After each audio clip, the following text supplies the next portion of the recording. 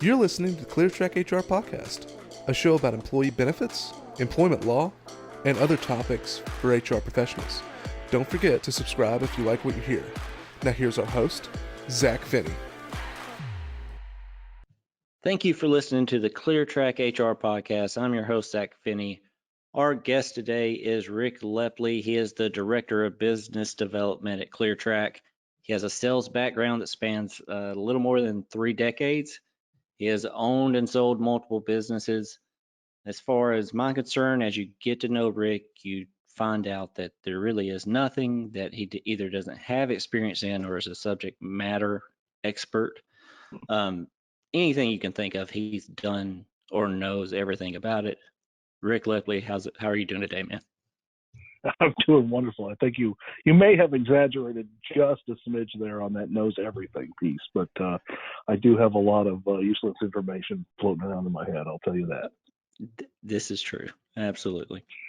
So, as we said, you're the Director of Business Development. With that, there's a heavy emphasis on partnerships. So I thought about today, let's talk about kind of the benefits of strategic partnerships. But before we do, Rick, tell us a little bit more about yourself. So I grew up in a small town in the north and ended up in the southeast in the 90s. And I've pretty much been selling things since the early 80s. Little known fact, my first sales job was selling vacuum cleaners door to door on the North Shore of Chicago. So I've had a varied career. The majority of it I spent in the mortgage industry, and during the time in the industry, I was with a niche product with a very large company. And 2008, I had, before the mortgage bubble burst, I had roughly 27 staff members in 5 states, and we were rocking and rolling. And then the bubble burst, and we all know what happened to the mortgage industry after that. So thankfully they're back, and interest rates are great. I understand everybody's refinancing now, but I don't miss that. So I have been with the McFarlands since 2015, and have had varying positions with them. My heart is in relationships, and so that's a natural fit for someone who sells things and or develops partnerships. And so currently that's my emphasis at ClearTrack, is to develop partnerships with different companies and industries in the HR and benefits world. And so then what brought you into this industry? This industry, like other things, again, it was a sales position, and ended up not actually ever selling anything when I started. I had been with the company for a week, and as they found out the different things that I could do, I had a different job title about every third day, and by the end of the third week, I was on an airplane to Chicago to account manage their largest client. And so I was able to use my relationship building skills with that company and the implementation team, and we got them onboarded and fulfilled our obligation to them. And from there, I was able to use my management skills and develop teams within the organization. And so that's the beginning of my benefit career. And now I am a licensed health and life agent, and really enjoy what I'm doing. And Rick, I cannot mention that you just brought up the insurance license. I feel like that was completely intentional, because for listeners that don't know, I had got my insurance license in around 2017, I believe, and I have bragged since then that I had the highest grade on the test of anybody at the company, of an 86. And then Rick saunters in to ClearTrack HR. And Rick, what was your score again on the test? 89, I believe. Yeah, and I appreciate you just working that in here right at the beginning. That's just another dig and a reminder that you beat me by 3 You're points. welcome. Thank you. I'm studying now to retake the test. That's awesome. So let's go into the strategic partnerships. Okay, so what are some of the main benefits of strategic partnerships? Well, I mean, it's a very quick and easy way to grow business. To expand your sales staff without actually having to put any more sales staff on. As you make partnerships and your product or services are sold by other partners, the growth factor is exponential over hiring salespeople and getting them up to speed and getting them out in the field, especially in today's environment with the coronavirus. Right, and then from an employer side, I mean, what do they need to look for in a partner? So partners are very interesting relationships because you want to find the best of the best if you're looking to partner. There's no reason to partner with someone that's not great at what they're doing. And you have the ability to go out there, especially when you have things that you do very well. You look for something that's mutually beneficial, something that you do that maybe they don't, that would enhance their offerings, and likewise you would like them to have something that they do very well, that you can use to enhance your offerings with. And then the opposite side of that, if you're trying to find this mutually beneficial relationship, is there any red flags that you should look for that indicates, hey, this is probably not the way we want to go? Well, again, there's, the internet's a wondrous thing these days. You can find a lot of information and you can do your due diligence and you can ask the questions as you develop the relationships. I think the best partnerships are the ones that are most sought after are probably going to be like anything else. They're the hardest ones to get, because if somebody is really good at doing something and especially if you're not bringing a lot to the table to help them, or if they're very large and you're small and you're trying to grow, it can be a difficult sell getting in the door, to allow someone, to allow you to leverage their product or service to grow your business. And so, it's a dance that takes a little bit of time. And again, back to that relationship building piece, they're going to want to get to know you. You need to get to know them. And during that, if at any point it doesn't look like it's a fit, then, you walk away and go look for someone else that is a better fit.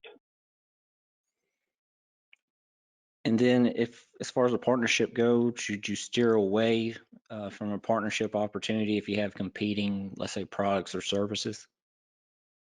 I don't think so. And honestly, I believe that the more you have in common with that potential partner, the more they're going to understand where you're coming from or where you've been, and the challenges that you deal with, day to day. And so potentially you do a lot of things the same as a partner does, but they may have a niche product that you don't, and vice versa. And so you benefit each other mutually. And that's the best partnership there can be is, when you're both in it and you understand the market, you understand the trials and tribulations of day-to-day business, and you can really form a tight bond with a company that does similar things to you.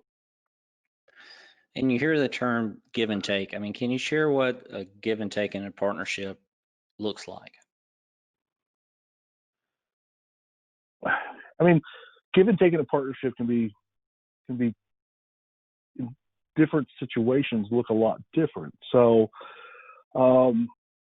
give and take there can be give and take in pricing, in the revenue that's generated by the partnership, in the revenue share, and the better someone potentially is at doing something and the easier it is for you to sell, obviously there's more potential for revenue. So the give and take there is maybe you make a little less on what you sell for them, and but you get a lot better product. So, and that's just real simple version of give and take. But ideally in a partnership, it should be there shouldn't be a lot of give nor take. It should be just mutually beneficial. And then there can be partnerships, and correct me if I'm wrong, Rick, where you have a very big established company with a very large client base, and just for them to give you access to a marketplace, I mean, they could do that by doing a revenue share or something to that effect, and that be an actual mutually beneficial partnership, don't you think? I agree. And again, those situations generally, what you're going to have is an annual fee and a revenue share, and in return for that, you're going to have access to their client base, and in the best case scenario, their salespeople are actually going to know who you are, what you do, and where to direct the clients that they're in charge of to you when they have a need for your product. And you mentioned earlier that, the previous place that you worked at, you changed job titles multiple times in a short period of time. And the exact same thing happened to you when you came to ClearTrack. I believe it was a month, and we changed your job title to go more towards that business development partnership. And so when you get that, where do you even start? Like, how do you even begin to find a partner? The internet's a wondrous thing, and there's a lot of people out there, and you can look to the past. Again, we had partner relationships at my previous employer, and so take a look at what worked there and what didn't work, or what we thought might work that didn't work, and you learn and you evolve and you go on, and I think in our current environment, the best partners for us are going to be those with the marketplaces. And so as you can spend time on the internet looking through the type of businesses that we would interact with normally anyway, and if they have a marketplace, that's a pretty easy reach out. The tough ones are when they don't outwardly have a marketplace, but they could use your product, and you probably could use theirs. Is to get those conversations started, and that's a harder sell at the end of the day, but worth putting the time in to do. And you probably end up approaching 10 and actually talking to 2, and maybe one's a fit. But if you don't go out there and try, you certainly never will know. So is that the big thing? I mean, I had sales jobs, and I think one of the worst salespeople known to man. I was terrible at it. And the hardest part to me was how you go from not knowing a person to then building a relationship. I mean, how do you go from, like you said, you look on the internet, you find a company, how do you go from that to actually narrowing it down and getting to somebody that is a decision maker and actually can start the process? Well, it's like any sales position. There's usually a gatekeeper. And so you don't necessarily find the person you need to get to initially. Sometimes it's a learning process and developing that relationship with the lady out front that lets you get to the director of HR or whatever you might be selling to. And so people tend to like to talk about themselves. And if you ask them, hey, what do you do? They're going to tell you. And so knowing what somebody does is a real easy segue into finding out who they are, what makes them tick, and developing that relationship to where they will open up and help you get to where you need to get. And that's I know that's basic sales 101, but it is what we do when we cold call. We have to get past that person that picks up the phone or opens the door and get to the person we really need. And most of the time, the easiest way to do that is to make them know and like you. But in doing that, you have to know and like them. Well, speaking of getting to know, now I appreciate you digging into all this partnership talk, Rick. But I think when you do 2 episodes in a row where you ask just random questions at the end, then you can say, hey, it's a tradition here, right? On ClearTrack HR Podcast. We're going to ask you just random rapid fire questions. It's Family Feud style. Feel free to pass if you don't want to answer any of them. But just first thing that comes into your mind. Are you good with that? Sure, let's do it. All right, man. So tell us, do you have any pets? 2. What are they? I have 2 spoiled rotten Yorkies. Their names are Eddie and Murphy. And when we used to camp when they were puppies, they were runners. So more than one time did the neighbors in the campground believe I was crazy running through the campground screaming, "Eddie Murphy, Eddie Murphy." I wish you had the outfit from Eddie Murphy Delirious on when you were doing that. That would have been great. We'll see. We don't have a big budget here, but if we can just go ahead and put Rick's headshot on Eddie Murphy's body for that, please, for the show notes. Um, so what is your favorite TV series of all time? Probably The Walking Dead. I was told you before I watched it that I would never have gotten into anything like that, but my wife and I have seen every episode like 3 times. We did drop out a couple of years ago. I'll quote the Happy Days jump shark feeling for the series, but I have the first 8 seasons on Blu-ray, so that would have to definitely be the favorite of all time. And did you give Fear the Walking Dead a chance at all? We watched it when it first came out, made it through the first season, and then quit. Went back and rewatched the last few episodes of the first season and tried to do the second season and just couldn't get there. So I feel like you gotta get to season 3 to appreciate it, but I had to ask. Really? It's been a while since we talked about it. Name something on your bucket list that you haven't done yet. On my bucket list, I would like to camp in the outback of Australia. So you want I can't. You want to camp in Australia. So is that so not only is it a bucket list item, like you're taking it to the grave, because I mean camping in Australia seems like a one-day event and you just die. Something eats you, yeah. I got Yeah, it. Or stings or bites you and you die. Yeah, I got it. Say, like 1 in 20 people that get off an airplane in Australia gets attacked by a black mamba before they get through baggage or something like that. I mean, it's like the scariest place in the world. Okay, so you said camping. I believe you may, I hope you don't care if I say this, but may have just purchased a camper. And so where is the first place you're going to go besides in debt, but like actually go?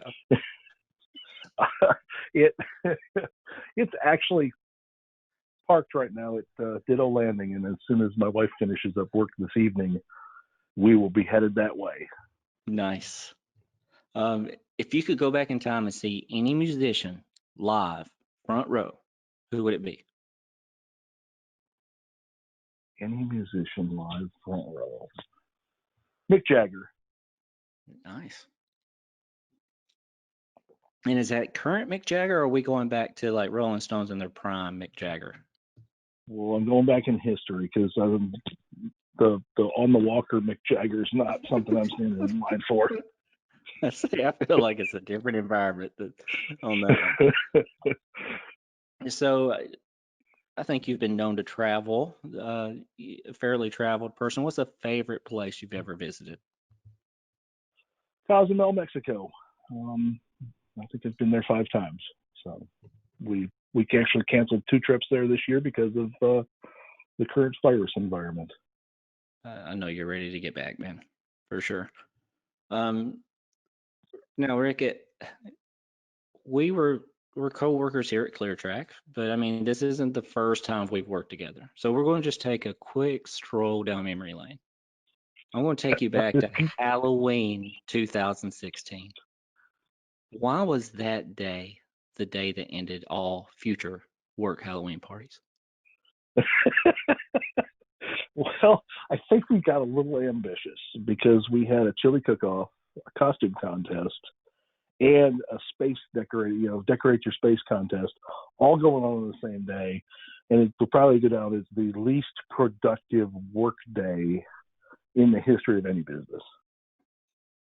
What I would do to see the security footage just played and fast forward of that day, just around that off. So here we go. We did it right. It was so much fun, except for the costume contest, which was clearly rigged. But we won't even get into that one. But who wins in a cage fight here, Rick? Mike Tyson versus Bruce Lee. I would have to say Bruce Lee, but he may only have one ear when it's over. No doubt. So you are known for throwing some pretty legendary gatherings. So tell me, what is more important to the success of a good party? Is it the food or the drinks? Oh, the drinks. 100%. That's easy. No doubt. You could, if you have the right drinks, you can serve styrofoam and everybody's happy.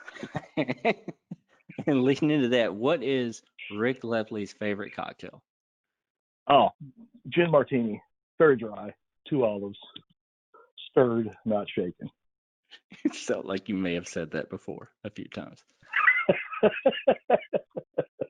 And then our final question, which has caused much debate around the office because every answer has been worse than the one before it. If you could only watch one movie for the rest of your life, what would it be? I still have to go to, since it's one movie for the rest of my life to watch, I would have to go with From Paris with Love. And had you asked me what my favorite movie of all time was, that's a different movie. Which one is that? Christmas Vacation. And on that, thank you so much for your time today, Rick. I appreciate you joining the podcast. I hope you had a good time. It has been my pleasure, Zach. I really appreciate you taking time to talk to me. I hope I gave some tidbit of information that was actually helpful to someone. Absolutely. And thank you all for listening. You can check out all things podcast related at cleartrackhr.com/podcast.